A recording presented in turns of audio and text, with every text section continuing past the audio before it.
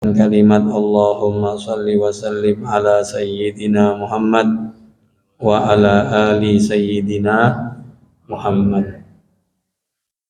Alhamdulillah, pada pagi hari ini kembali kita diberikan kemauan dan kemampuan untuk memenuhi panggilan Allah, melaksanakan ibadah sholat yang paling berat bagi orang-orang munafik, yaitu melaksanakan sholat subuh.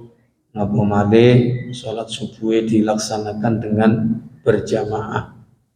Terlebih lagi dilanjutkan dengan zikir-zikir mengingat Allah, baik melalui zikir itu sendiri atau melalui majlis-majlis kebaikan. Insya Allah sampai isyraq, sampai waktu isyraq ditutup dengan sholat isyraq 2 rakaat. Bapak Ibu yang dirahmati Allah, pada kesempatan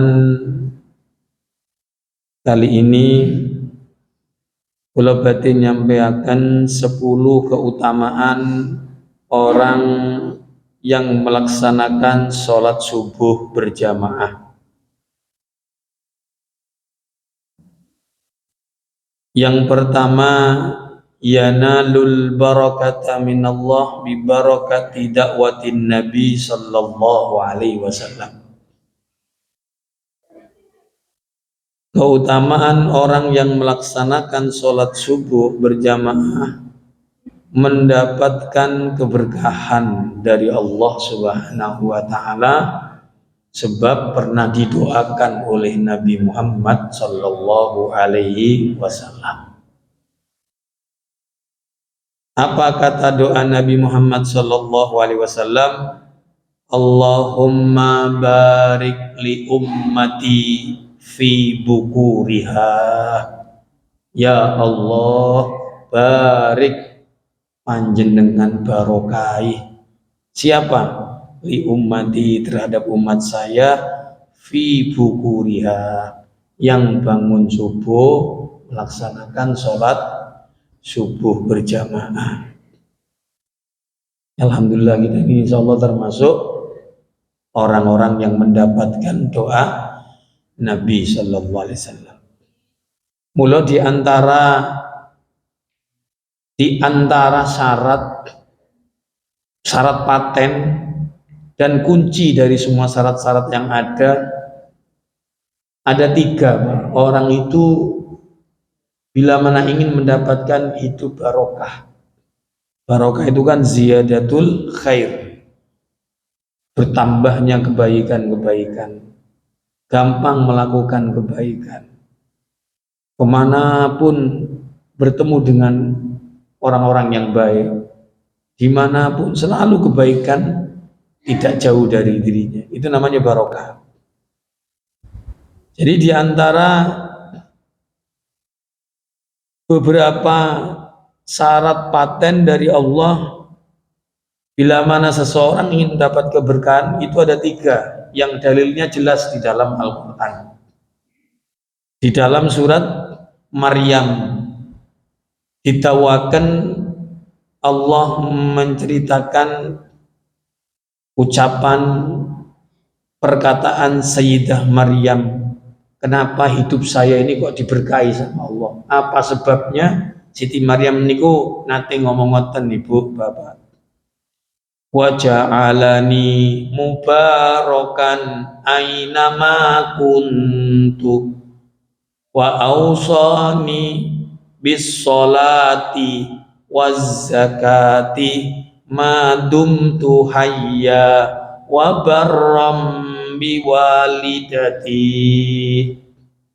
Sayyidah Maryam ini pernah berkata, saya ini hidupnya diberkahi oleh Allah dimanapun saja berada. Selalu kebaikan yang saya dapatkan. Dikasih nikmat, saya dijadikan orang yang bersyukur. Barokah namanya itu, Pak.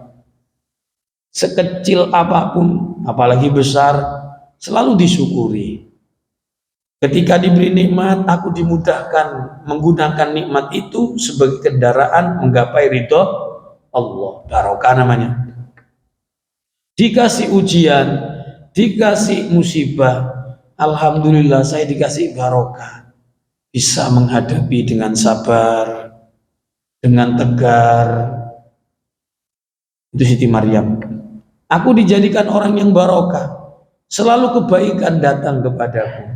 Tidak ada satupun yang tidak baik yang Allah berikan kepadaku, dan kebaikan yang Allah berikan kepadaku, aku menjadikan semua pemberian-pemberian Allah yang senang atau yang tidak disenangi oleh manusia, menjadikan diriku tetap senang menghadapi semua apa yang Allah berikan kepadaku. Aina ma kuntu, katanya beliau, dimanapun saja aku berada, keberkahan selalu menyertaiku. Hal itu kudapatkan, katanya beliau. Saya diberkahi ini didapatkan karena apa? Setelah Allah mewasiatkan kepada saya untuk tidak meninggalkan sholat, untuk terus menunaikan zakat sepanjang hidup saya, dan Allah perintah saya berbakti sama kedua orang tua. Ini yang paten, ini yang wajib, kunci wajib pertama untuk mendapatkan berkah dari Allah. Sisanya cabang-cabang sunnah-sunnahnya, baca sholawat, baca Quran, itu sunnah-sunnahnya itu, Pak. Tapi yang wajib ini yang harus dilakukan dulu untuk menggapai keberkahan dari Allah. Dari tiga ini salah satunya adalah sholat. Kalau ingin barokah, apalagi ditambah orang-orang yang melakukan sholat subuh berjamaah mendapatkan doa Rasulullah SAW. Ya Allah, panjenengan barokai Gusti orang-orang yang bangun pagi. Maksudnya bangun pagi apa? Sholat subuh. Apalagi dilakukan secara berjamaah. Makanya hati-hati ya, jangan membiasakan diri habis subuh tiduran ya. Artinya membiasakan maksudnya. Kecuali kalau sewaktu-waktu karena capek, karena sakit, mungkin malam melek ya, anak nggak nidurkan atau bojo nggak nidurkan ya. Kurang tidur lah, mungkin karena sakit. Mungkin tidur setelah sholat subuh boleh-boleh saja yang seperti itu. Yang tidak boleh itu yang dijadikan rutinitas. Itu yang masuk sabda Nabi, as-subhatu tamna'ur rizqa. Tidur di waktu pagi, maksudnya setelah subuh, kebiasaan itu bisa mencegah turunnya rezeki dari Allah Subhanahu wa taala. Mulanya di antara untungnya orang yang sholat subuh ma'al jamaah mendapatkan bagian daripada doanya Nabi Muhammad sallallahu alaihi wasallam. Mugi-mugi nggih, Pak, kita jadi orang-orang diberkahi hidupnya oleh Allah. Yang kedua, keutamaan orang yang sholat subuh berjamaah, yanalun nuril kamal yaumal qiyamah. Orang yang suka melakukan sholat subuh berjamaah besok akan mendapatkan cahaya yang sempurna pada hari kiamat. Apa Ustadz pentingnya? Nopo pentingnya cahaya yang sempurna pada hari kiamat? Oh, penting, Pak. Karena Nabi itu mengenali umatnya sebab ada cahaya di tubuh umatnya tersebut. Dari apa? Min asaril wudu, termasuk min barokati sholati subahi ma'al jamaah. Ini cahayanya didawakan ulama terang benderang, di antara paling terangnya umat Nabi yang bercahaya pada hari kiamat siapa? Orang yang senantiasa berjalan di kegelapan malam, maksudnya sebelum subuh atau waktu adzan gelap tuh, saat ngantuk berangkat dari rumah menuju ke masjid. Hal tersebut dipertegas dengan sabda Nabi Muhammad sallallahu alaihi wasallam. Nama terus Kanjeng Nabi, basyiril masya'in fid dzulmati ilal masajid bin nurit tami yaumal qiyamah. Kata Nabi Muhammad, sampaikan berita gembira kepada siapa? Orang-orang yang suka berjalan di kegelapan malam. Di kegelapan malam di waktu yang mana? Yaitu di waktu subuh. Okay?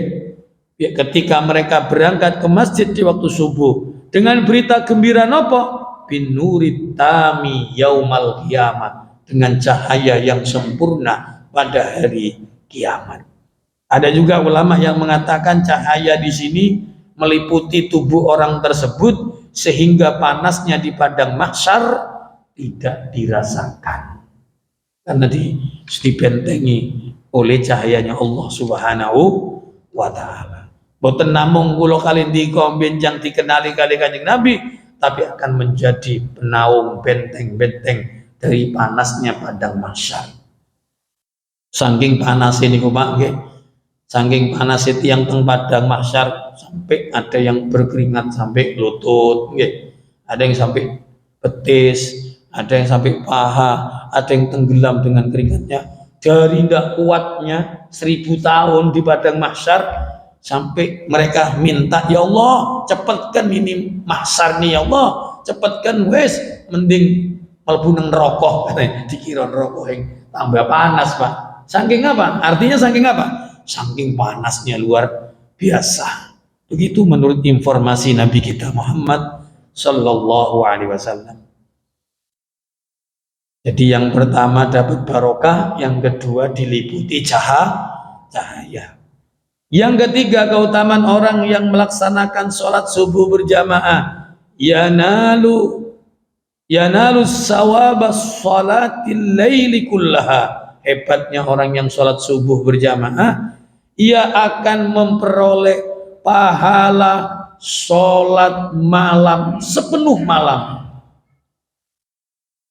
Wafil hadis, di dalam hadis dikatakan, apa kata baginda Rasul, man shollal isya fi jama'atin, barang siapa yang sholat isya berjamaah, faka'annama qoma nisfal lail, maka orang yang melakukan sholat jamaah isya mendapatkan pahala seperti orang yang beribadah setengah malam. Ini kalau isya berjamaah. Wa man shollas subha fi jama'atin, siapa yang sholat subuh berjamaah, faka'annama shollal laila kullah, maka ia mendapatkan pahala atau keutamaan seperti orang yang sholat sepenuh malam. Mulanya dijogo dua nih, so, kalau tidak bisa yang lainnya tidak bisa berjamaah, isya sama subuh nih jaga sudah cukup, akan berada di dalam jaminan Allah. Ya. Termasuk dawai ulama, bila mana di antara kita yang hidup di dalam bulan Ramadan tidak bisa sahirul layali, melek malam, kangge nopo? Nyambut datangnya malam Qadar atau Lailatul Qadar. Seandainya tidak bisa Pak, karena mungkin jenengan kerja harus tidur malam, ya kan? Melek mungkin buat jiliantuk, nang warung, nang toko atau di mana gitu ya, di tempat kerja tidur, ya umpamanya. Kan kita tidak tahu kapan datangnya malam Qadar, ya kan? Kan tidak ada yang tahu. Pokoknya malam, tapi malam yang keberapa? Maksudnya malam yang keberapa? Terus jam berapa? Kita kan tidak tahu. Makanya kata ulama, paling sedikitnya syarat untuk mendapatkan malam Lailatul Qadar tidak meninggalkan nopo? Sholat jamaah isya, nek saged sambung tarawih witir, dan sholat subuh berjamaah, dijamin mendapatkan bagian daripada malam-malam Lailatul Qadar. Niku mawon ya tadi, karena berdasarkan dalil Nabi Muhammad SAW, siapa yang sholat isya berjamaah seakan-akan dia sholat malam setengah malam, disambung sholat subuh berjamaah seakan-akan ia melakukan sholat sepenuh malam. Ini keutamaan yang luar biasa. Daripada 10 keutamaan orang yang melakukan sholat subuh berjamaah. Yang keberapa? Keempat ya. Yakunu fi dhimmatillah. Orang yang melakukan sholat subuh berjamaah, dia berada di dalam jaminan atau tanggung jawabnya Allah. Kita ini memang tanggung jawabnya Allah Pak. Karena hidup tidak pernah dipesan. Gimana Bang? Kan tidak pernah pesan, ya Allah hidupkan saya ya Allah. Tidak, tapi Allah yang membuat kita hidup di dunia. Pastinya dijamin rezekinya sama Allah. Terus maksudnya hadis ini apa? Kan kita sudah dijamin oleh Allah Subhanahu wa ta'ala. Kan ngoten nggih. Kok masih ada dhimmatillah? Kita berada dalam jaminan Allah. Ini jaminan yang khusus. Jaminan yang khusus, Pak. Setelah apa? Setelah jaminan yang umum sifatnya. Apa diantaranya katanya ulama? Jaminan-jaminan yang akan diberikan kepada orang-orang yang melaksanakan sholat subuh berjamaah. Sebelum saya lanjutkan, saya bacakan dulu hadisnya. Kita berbicara ini harus ada dalilnya, dasar dalilnya. Ya, kaulnya ulama pun itu pasti ada dasar dalilnya. Tidak mungkin ngarang-ngarang, dalilnya dulu saya baca. Bahwasanya orang yang menjaga sholat subuh berjamaah fi dhimmatillah, berada dalam tanggung jawabnya Allah. Maksudnya tanggung jawab di sini tanggung jawab yang khusus, jaminan yang khusus setelah jaminan yang umum. Napa dawuh Kanjeng Nabi? Man sholat subh, siapa yang sholat subuh, ya, fahuwa fi dhimmatillah, maka orang tersebut berada di dalam jaminan Allah. Ini dalilnya. Apa yang dimaksud jaminan di sini? Pertama, rezeki khusus. Rezeki khusus. Setelah rezeki umum, berarti tambahan dengan caranya Allah. Yang kedua apa, Pak? Yang kedua, dijamin husnul khatimah. Loh kok ngoten? Nggih, karena dia saat itu, hari itu berada di jaminan Allah karena sholat subuh berjamaah tadi. Iya, waktunya jaminannya Allah ini kapan sampai habisnya? Waktu jaminannya Allah dari jenengan marek sholat subuh sampai ketemu sholat subuh. Itu jaminannya. Berarti kalau selalu sholat subuh berjamaah, selalu dalam jaminan Allah, insya Allah akan menjumpai kematian husnul khotimah.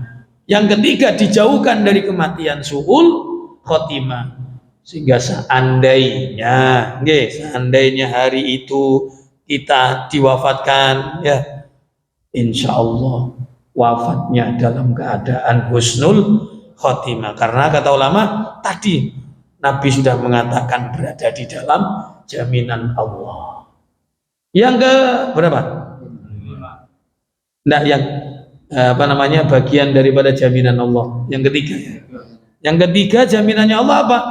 Keempat, ya. Keempat, ia akan dilindungi, diselamatkan oleh Allah.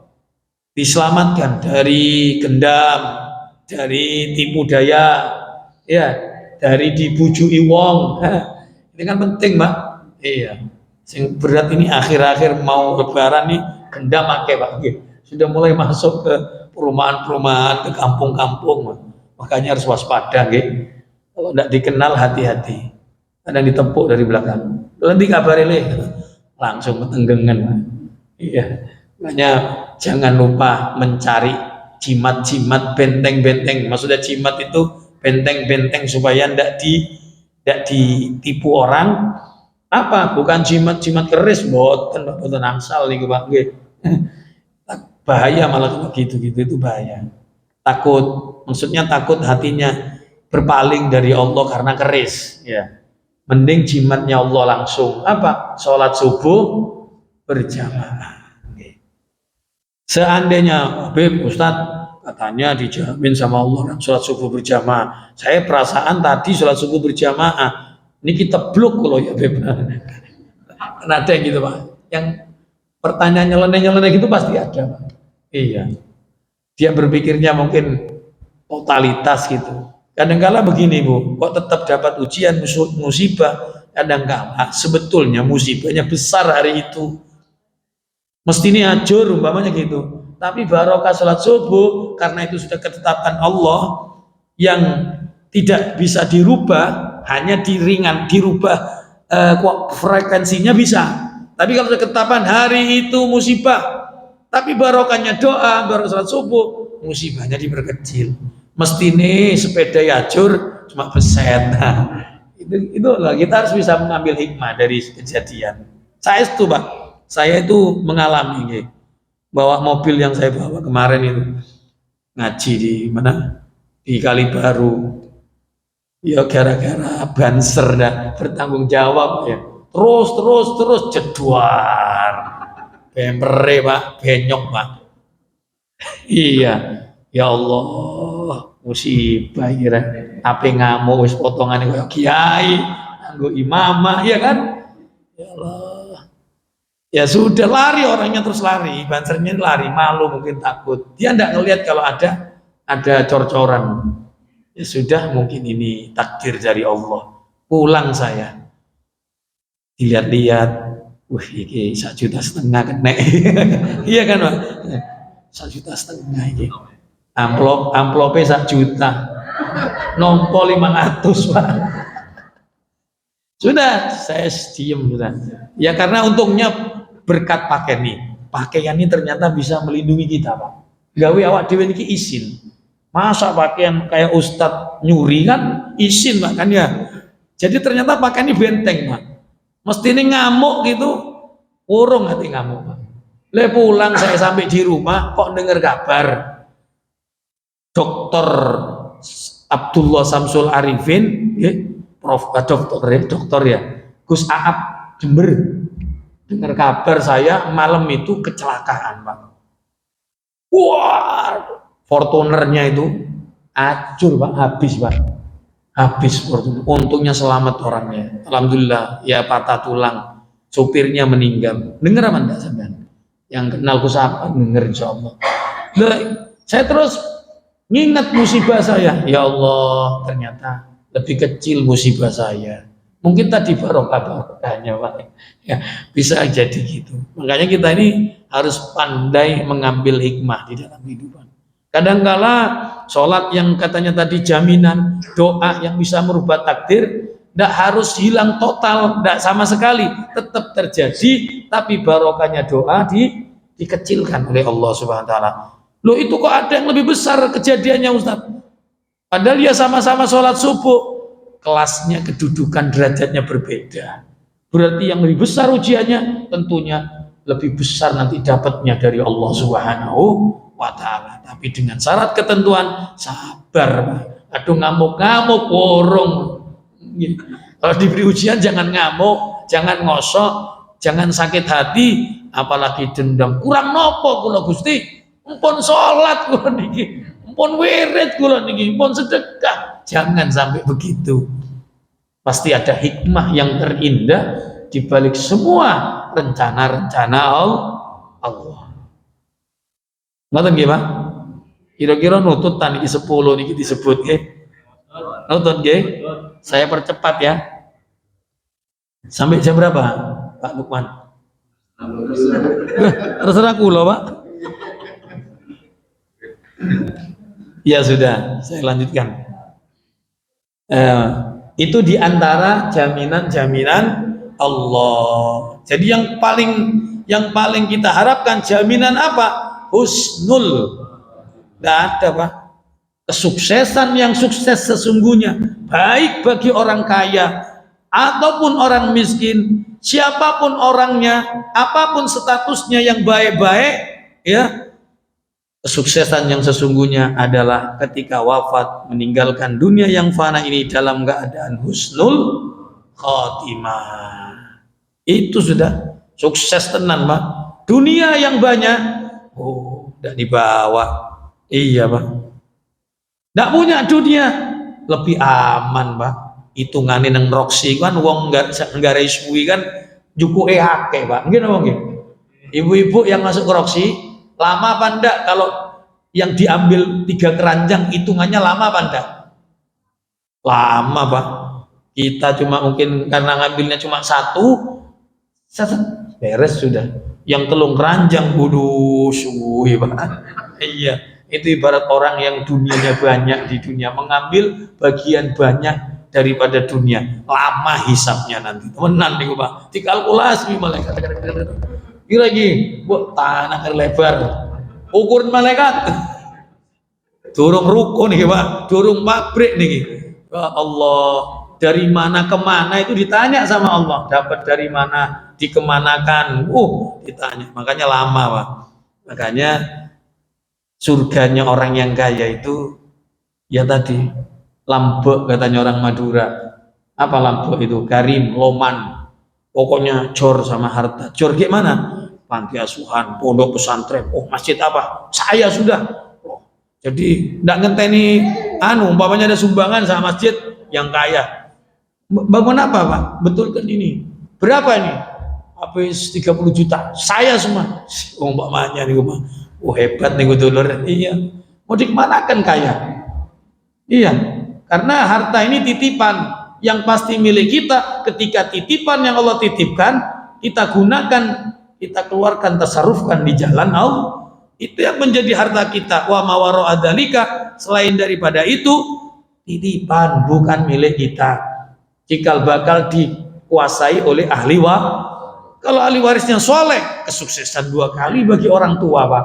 Punya ahli waris jago sholat, doanya pateng, Qurannya bagus, loman niru bapak sukses 2 kali, sudah matinya husnul khotimah, ditambah peninggalan anak-anak tidak sedih sampai meninggalkan harta. Pasti anak akan selalu mengingat, minimal setiap tahun ngekholi bapak, dikeluarkan hartanya. Kadang anak yang soleh itu, Pak, sebelum didum warisnya orang tua itu ngumpul sak duluran. Ya apa iki sadurunge didum, utangi bapak dimarekno, mari ngono ditukono tanah, dibangun mushola, sisanya kita tuh bareng. Itu kalau anak soleh, Pak. Kalau ndak soleh, Pak, dinteni durung mati. Siapa semua dijaluk warisan, Pak, di warisan kula. Ini anak orang ajar ini, Pak. Orang tuanya belum mati ya. Warisnya sudah diminta.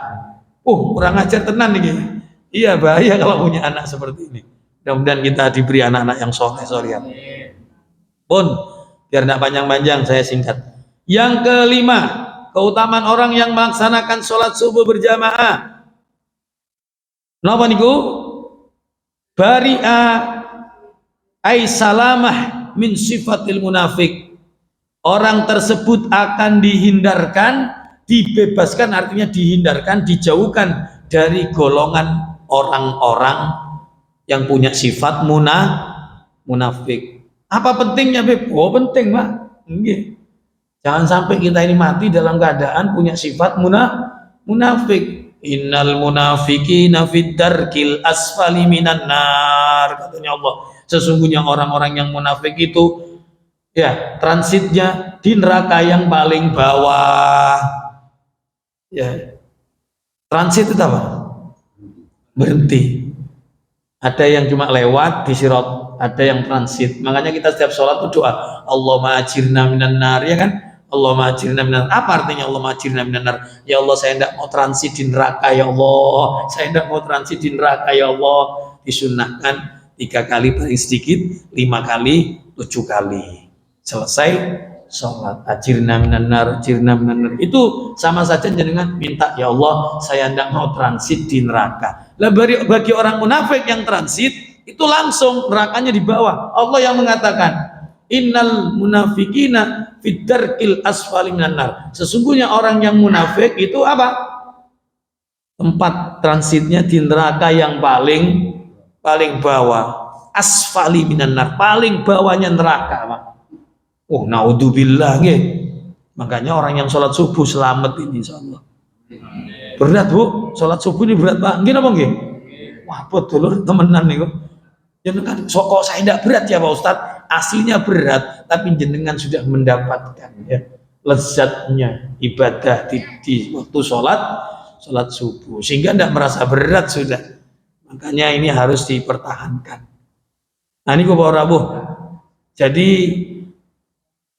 selamat dari sifat munafik. Wa fil hadis ya, laisa sholata asqala alal munafiki.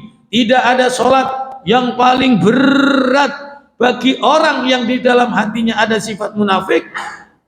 Ya, minal fajri wal isya. Tidak ada sholat yang paling berat bagi orang yang di dalam hatinya ada sifat kemunafikan, melainkan sholat apa? Sholat fajar, maksudnya sholat subuh, dan sholat isya. Sampai Nabi mengatakan ini istimewanya sholat subuh khususnya di samping isya. Walau ya'lamuna ma fihima, seandainya mereka itu dikasih tahu sama Allah, ditampakkan keutamaan sholat isya dan subuh, ya. Apa kata Nabi? La tauhuma, niscaya mereka akan mendatangi kedua sholat tersebut. Niscaya mereka akan memaksa mendatangi kedua sholat tersebut, walau habwan, walaupun dengan merayap, Pak. Habwan itu merayap, merangkak. Pokoknya sikil umpamane asam aurat, asam urat ya, stroke, tetap dia bisa tangan, bisa gerak, akan merangkak ke masjid seandainya diberitahu oleh Allah Subhanahu wa Ta'ala. Mulanya para rawuh sampai Nabi itu mengatakan walaqad hamamtu an amural muadzin, aku sudah ingin memerintahkan kepada tukang adzan itu untuk mengqomati, kata Nabi Muhammad SAW, qomat. Lalu aku akan apa? Aku akan mengambil obor atau bara api minan nar fa akhraqal bait ala man la yakhruj ila shalah, akan aku bakar rumahnya orang-orang itu yang tidak mau keluar sholat. Artinya apa, Pak? Bukan Nabi ekstrim nih, bukan Nabi ini radikal, bukan. Artinya kenapa Nabi sampai ngomong demikian? Untuk menunjukkan betapa besar keutamaan sholat berjamaah khususnya di waktu subuh. Pun disingkat biar tidak hutang saya sama sampean. Ya. Yang keenam, keutamaan orang yang melakukan sholat subuh, yashhaduhumul malaika, mereka disaksikan oleh para malaikat. Apa kata Nabi SAW? Yata'aqabuna fikum malaikatu bil laili wa malaikatu bin nahar, saling datang silih berganti, malaikat malam dan malaikat siang, sip-sipan. Jadi ada malaikat sip siang, ada malaikat sip malam. Yang tadi malam siap mau naik ini, Pak. Ya, ini sudah perpisahan ini. Yang sip malam balik kepada Allah, yang sip siang datang. Nah, saat perjumpaan ini yang paling disaksikan kedua malaikat ini, orang yang sholat subuh dan nanti orang yang sholat asar. Karena nanti Allah pasti tanya. Bukan berarti Allah tidak tahu, Allah maha tahu. Kenapa kok begini hadisnya? Allah ingin memberitahu kepada yang tidak tahu dan kepada yang tidak mau tahu. Sampai gitu nih. Ya. Jadi nanti malaikat yang malam ini ketika ke langit seret ditanya sama Allah, ma tarokta, apa yang kau tinggalkan daripada hamba-hambaku, sedang apa mereka? Kalau malaikat menyaksikan kita sedang ada di masjid sholat subuh, apalagi pengajian di bulan Ramadan lagi, Allah, betapa senangnya Allah akan turun dengan bersama ridhonya. Ridho, Pak, sampean. Nah, wis Gusti Allah ridho, dosa yang banyak kemarin tidak dianggap sama Allah, dulur. Tidak dianggap sama Allah karena ridhonya Allah, senangnya Allah. Inilah keutamaan daripada sholat subuh. Pun dipercepat lagi.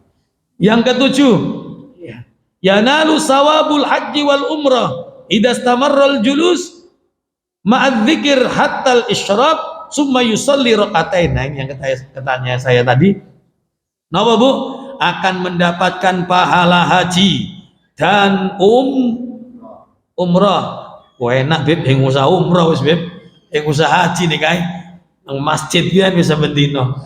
Ini maksudnya dalam segi pahala, keutamaan. Bukan berarti punya duit nggak usah umrah, wis cukup umrah nang masjid, apa namanya ini?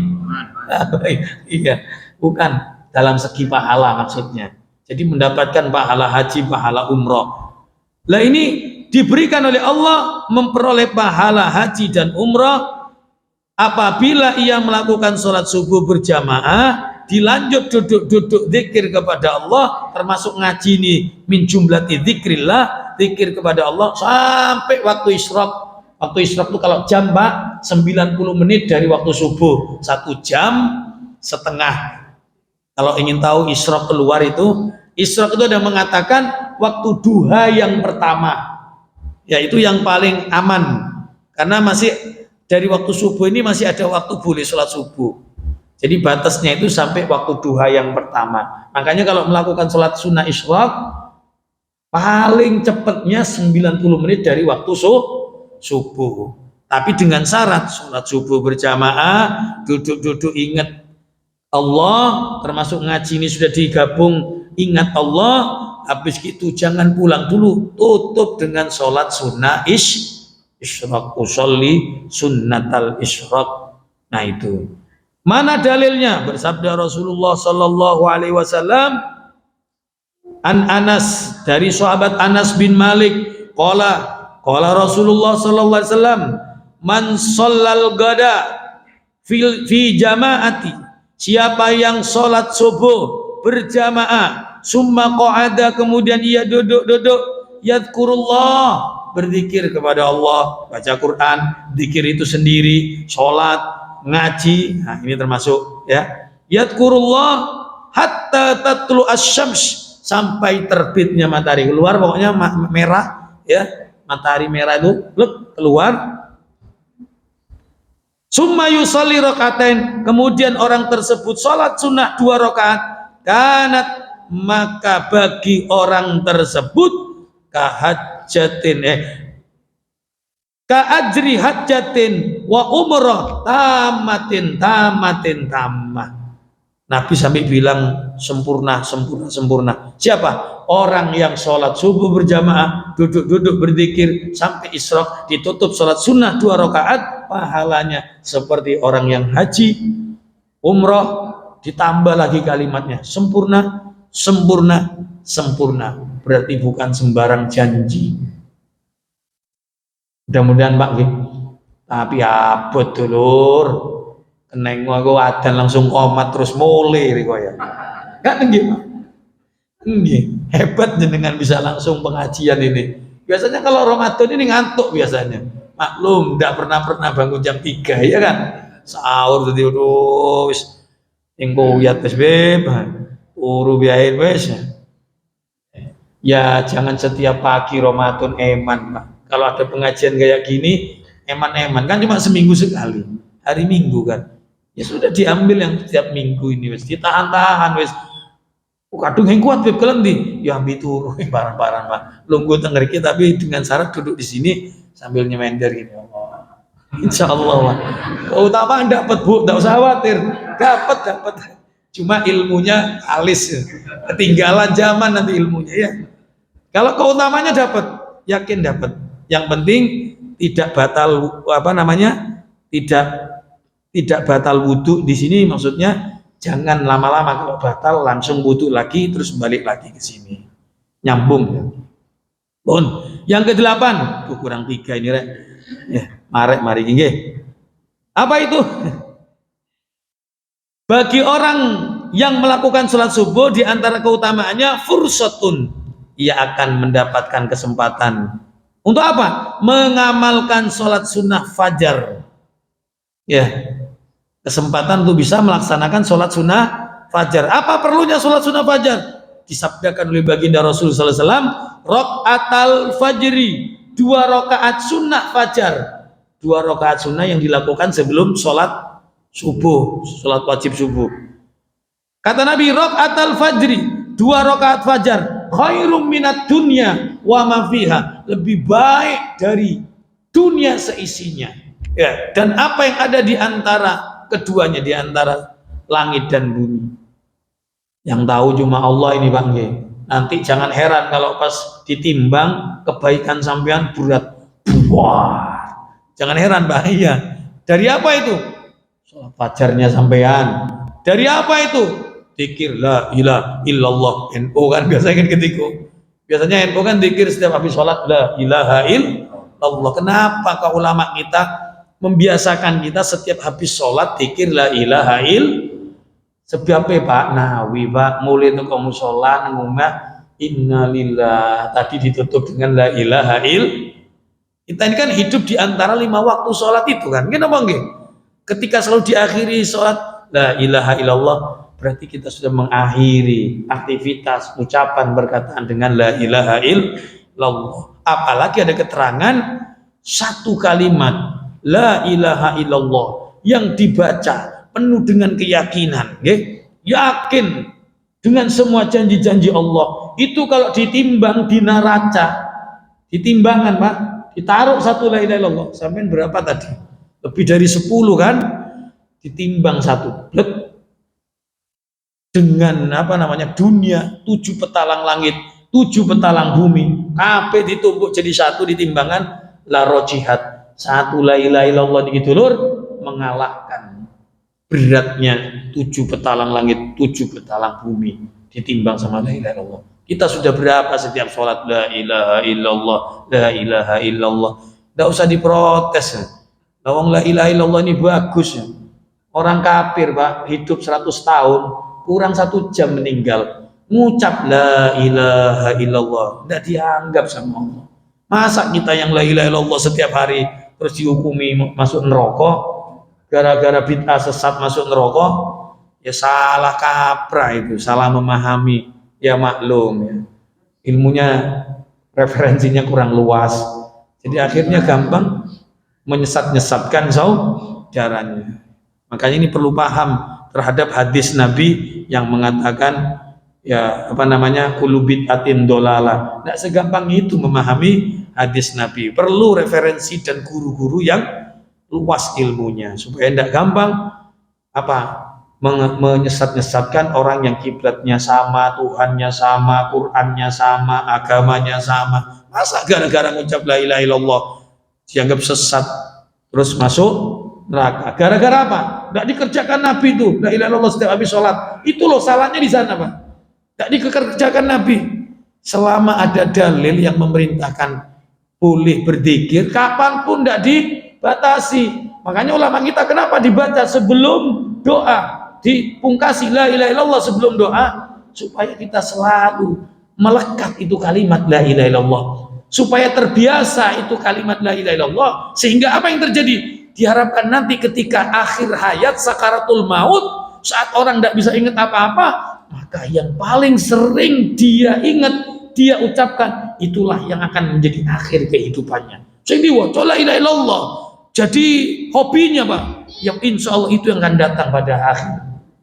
Ketika ingat dia la ilaha illallah. Makanya kalau ada orang sakaratul maut jangan ditinggal Pak, ditinggal gesah. Tahu-tahu innalillah alhamdulillah, jangan dulu ngomong alhamdulillah, lihat akhir perkataannya Allah la ilaha illallah apa tidak? Alhamdulillah. Gantian adik kakang rikaulung bok, iya wis la ilaha illallah, Allah sebut mak, nyebut mak, ngorok orang tuanya. Lo perlu dititeni Pak, ketika ngucap la ilaha illallah sampai awasi ada ndak perkataan setelah la ilaha illallah. Oh ternyata ndak ada, terus meninggal, dakhalal jannah katanya Nabi, masuk surga dulu. Tapi Kang biasa nyanyi dulur, anggur merah, setiap saat anggur merah, sakaratul maut yang disebut niku Pak, anggur merah, mate terus ya sinalilan rokok Pak, tidak nyebut la ilaha illallah, anggur merah marah.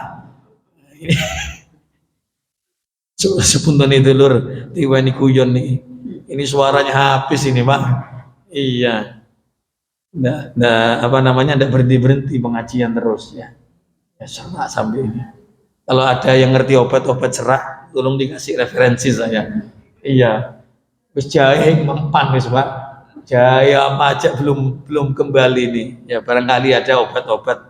Mungkin ada artis-artis di sini penyanyi ya, bisa ngasih saya resep ya. Lewat nanti sampaikan ke Pak Lukman biar mau saya minum sama saya. Sebab pekerjaan saya ini mulut Pak. Mulut ini bisa melebu neraka krana mulut, bisa melebu surga krana jangkep. Doakan mudah-mudahan yang saya sampaikan ini ikhlas, bisa saya amalkan, juga jenengan semua yang dengarkan. Pun tinggal 2, langsung saja. Yang ke-9, keutamaan orang yang melakukan sholat subuh berjamaah, as-salamatu minan nar, diselamatkan oleh Allah dari siksa api neraka. Saya sebut saja hadisnya. Ani bin Ammarah bin Ruwayyah radhiyallahu an, sami'tu Rasulullah SAW, katanya Ammarah, beliau mendengar Rasulullah SAW bersabda, lan yali jannar, tak akan pernah masuk neraka, ya, tak akan kecemplung, tak akan masuk neraka, ahadun shalla qabla tulu'i syamsi wa qabla gurubiha, ya, Tidak akan pernah masuk surga, masuk neraka seseorang ya yang melaksanakan sholat ya sebelum terbitnya matahari, maksudnya sholat subuh, wa qabla ghurubiha, dan sholat asar ya. Oh berarti Beb kalau gitu saya enggak usah sholat maghrib, enggak usah sholat isya. Ini salah lagi nih Bang. Maksudnya dari 5 waktu ini di antara sholat itu ada jaminan-jaminan tersendiri. Kita ini butuh banyak syafaat Pak. Kita ini butuh banyak pertolongan. Kata-kata ulama, pertolongan itu hanya bisa didapat dengan 3 cara. Pertolongan di dunia sampai ke akhirat 3 cara. 1, pertolongan datang dari dirinya sendiri. Harus sadar kita ini, harus tobat kepada Allah dengan amal soleh. Harus diawali dari kesolehan kita. Ya, ini katanya ulama harus datang dari dirinya sendiri. Yang kedua, ngampung kepada siapa? Ngampung kepada Nabi Muhammad, ngampung kepada ulama, ngampung kepada orang soleh, ngampung kepada doanya anak, orang tua. Nanti di akhirat itu kan orang tua mendapatkan syafaat anak. Ngampung dari orang-orang dekatnya Allah. Itulah kenapa kita disuruh cinta orang-orang soleh. Yang terakhir, ngampung kepada rahmatnya Allah. Artinya ibadah ya ibadah, cinta ulama ya cinta ulama. Tapi ingat, besok siapapun nanti di surga, nanti di akhirat, tetap dia selamat dari neraka, masuk surga karena rahmat Allah. Artinya nopo? Ojo ngandalno amali dhewe. Ya, jangan ngandalkan masuk surga, saya sholat, saya puasa, terus ngandalkan itu masuk surga. Kamu bisa sholat, kamu bisa puasa, kamu pun bisa syukur atas nikmat Allah yang ngasih. Gini apa nggih? Kalau Allah tidak kasih, tidak kira bisa syukur, tidak kira bisa kau sholat. Artinya jangan ngandalkan amal, tetap beramal, jangan ngandalkan amal. Sebab orang kalau suka ngandalkan amal perbuatan, ujung-ujungnya sombong, riak nanti. Makanya tetap, alhamdulillah saya bisa sedekah karena Allah yang ngasih hati, loman. Alhamdulillah saya bisa sholat subuhan ini, Allah yang ngasih semangat, kemampuan dan kekuatan. Ngoten Mbak nggih, selalu Allah. Nah, makanya disitulah adanya dunia thariqah mengajarkan agar seluruh aktivitas kehidupan kita Allah, tidak ada kita ini tidak ada. Semua yang ada Allah. Ya, kita begini karena Allah, semuanya karena Allah, sehingga akan selamat kita dari mentuhankan diri sendiri, merasa kekuatan dari diri kita. Terakhir, alhamdulillah, mari wes mulai mari ki. Maaf gimana? Yang ke-10 apa? Al-falah wan najah wan nusrah bi ru'yatillahi ta'ala yaumil qiyamah. Terakhir, orang yang sholat subuh berjamaah akan mendapatkan beruntungan, akan mendapatkan kesuksesan, dan akan mendapatkan pertolongan. Dengan apa? Ia kelak akan melihat Allah Subhanahu wa ta'ala. Paling terangnya orang yang melihat Allah. Karena nanti semua manusia tidak sama Pak. Manusia mukmin tidak sama nanti memandang zatnya Allah Subhanahu wa ta'ala. Tergantung amal. Tapi bagi orang-orang yang menjaga sholat subuh berjamaah, lain, ini prioritas. Apa katanya Nabi Muhammad? Katanya sahabat Jabir, kunna julusan inda Rasulillah. Kami ini pernah duduk-duduk bersama Rasulullah. Nadara ilal qamar lailatal badr. Orang Arab dulu Pak, hiburannya keluar di purnama, malam purnama, duduk di tengah lapangan. Di sana kan jarang wit-witan dulur nggih. Batu-batuan, pasir, batu-batuan, gunung-gunung, wit-witane pendek-pendek Pak. Hiburannya apa? Laut ado dulur. Yaitu hiburannya sama Nabi Muhammad keluar malam ketika bulan mau dilihat. Itu seneng dah orang Mekah Pak. Beda wong Banyuwangi akan hiburan tapi bingung. Kalau di sana hiburan yang paling indah itu melihat bulan. Duduklah di malam hari sama sahabat Nabi Muhammad gelar tikar. Duduk. Tapi itu kalau duduk gini Pak, maaf. Ya. Kadang Nabi kalau duduk santai gini, ini bukan duduk kurang ajar. Gini. Kalau ada kalangan habaib itu surbannya diikat di sini, jadi gini santai. Loh itu sunnah. Namanya duduk sunnah. Waktu boleh. Orang tua mamanya sikil kadang-kala kan keringin ya Pak, boleh gini, ini sunnah Pak, bukan kurang ajar. Kalau kita nemui kita nemui Habib Taufik atau siapa, duduk di antara orang-orang gini kakinya, Duduk santai maksudnya, bukan saat pengajian. Ini saya ini nyuntukkan Pak, bukan Pak disebut tadi. Nah, itu sunnah, tidak apa-apa. Makan sunnah, duduk kayak gini. Mamanya kenyang sampean kepengin turun, lapar lagi gini kan. Insya Allah nambah Pak, sepiring lagi.